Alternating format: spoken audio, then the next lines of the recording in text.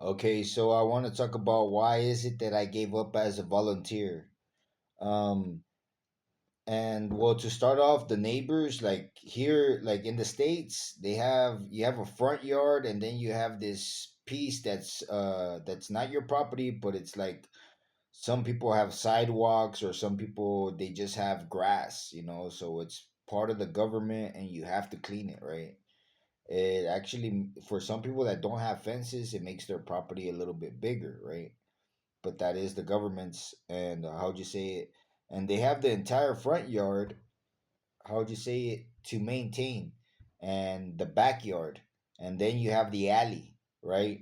And here in Mexico, they don't have a front yard, they don't have a backyard, they don't have an alley, they don't have nothing. All they have is a little piece of sidewalk that's in front of their house, and so they basically don't do nothing. And like the houses, they're not big, and they're not made of wood, and they're not like, there's like this infinity of details, that, how would you say it, that is different from the United States. Like, you don't have to maintain an entire house because all the houses are stuck together. They're not made of wood, or they're not made of rock. You know what I'm saying? They're made of cement, so they're, I would just say it, they last a lot longer. If you're not a dirty person, they last for a very long time. And so you don't have to do none of that. And so there's a list of things that in the United States people do, on a daily basis. I mean, I imagine that they have like this list of chores to do, right? And then so I'm saying is, it's a lot of work. You know what I'm saying? And here in Mexico, people don't do nothing because everything's made of cement, because they live in two-bedroom houses. You know what I'm saying? What also known as Casa Infonavits. They have made a lot of, the government has made a lot of those, and there's, how would you say it, private investors that have opened up numerous, what I'm saying, what they call here in Mexico, fraccionamientos, which is basically a closed neighborhood, you know, a subdivision. And so these people, they have nothing to do, you know what I'm saying? And so I'm out there sweeping for people that don't do nothing whatsoever, and while sweeping, like, I guess I have thought about it, but after they called the police on me, I was like, wait a minute, to begin with, these people, they're not doing nothing. I got so mad that I started to think about it, and I'm like, wait a minute, these people are not doing nothing. There's a whole bunch of people not doing anything. And so that's the number one reason why I'm quitting. I guess you could say that's the number one reason why I'm quitting, because people here in Mexico, they don't do nothing. Like, uh everybody leaves from the neighborhood. Everybody. You know what I'm saying? And supposedly everybody goes to work, right? Um I hardly ever go out from the neighborhood, so I kind of like, I have noticed, right, that everybody goes supposedly somewhere, right? And when they come back, they supposedly they're tired, all of them, and no one does nothing. So they all go work somewhere. I don't know where, you know, what I'm saying. It's kind of like very stupid. And so, anyways, and supposedly this is happening in every neighborhood, right? And so, anyways, that's the number one reason that I've come to realize that no one's doing nothing, and that if people were to do something, like, the work would finish. You know what I'm saying? Like, if they were to gather as a community to do something, like, it would finish, and there wouldn't be nothing to do. And that's my conclusion after so much working throughout my entire life.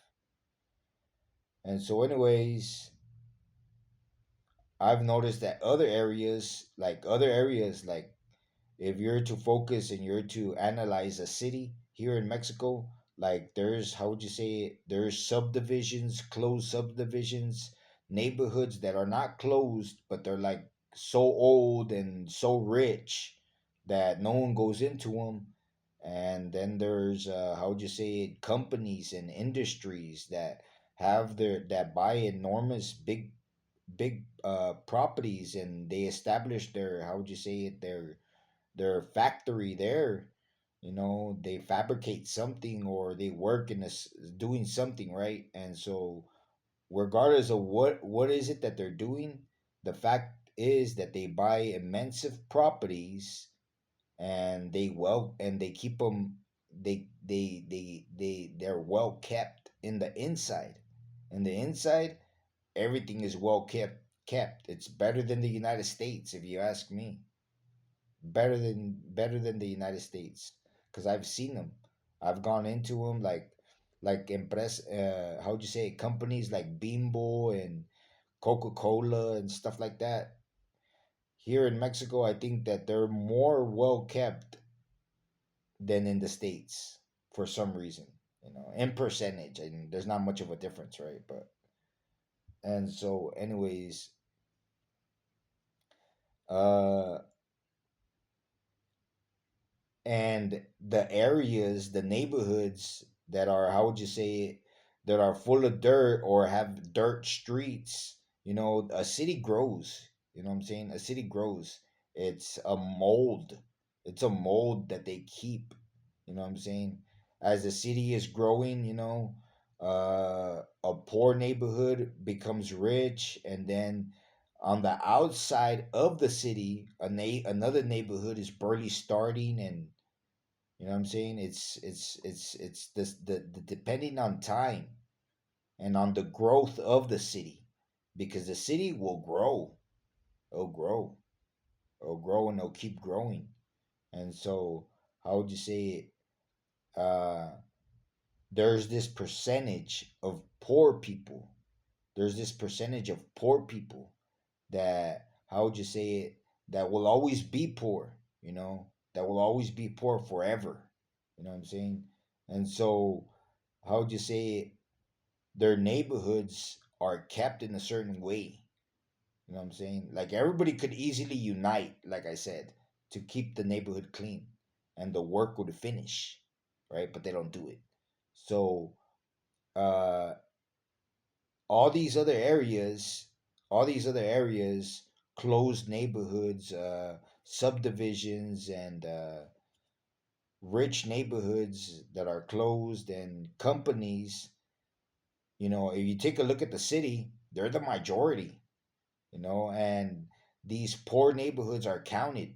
You know, there's the ones that are barely beginning, that have dirt street, and then they have other neighborhoods that have been in Durango for years, for like going on 40 years, like Chulas Fronteras, like this neighborhood is old, you know, extremely old. And when it first started, it started like dirt streets and shit.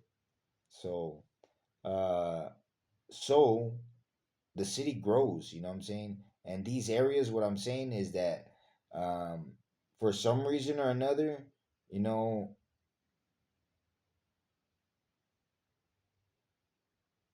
they are the my they are the minority. They are the least. They're count. You could count them compared to the ones that have that are rich, that are well kept. And so what I wanted to say was that there's aggressive people, like while I'm sweeping out there, there's people throwing me indirects, talking shit to me, talking shit to me. I don't know, like, you know, I don't know why they do it, but they throw indirects and they're talking shit to me. And sometimes, like, there's even people where, like, how would you say it, that waste my time. Like yesterday, I was sweeping the Santa Cecilia church, and there is this lady that she came up to me, right? And she was like, I don't know if she was talking on the phone or whatever. And how would you say it? She was talking, and then she was acting like if she was talking on the phone, and she was talking at me, and she had the phone on her ear, right? And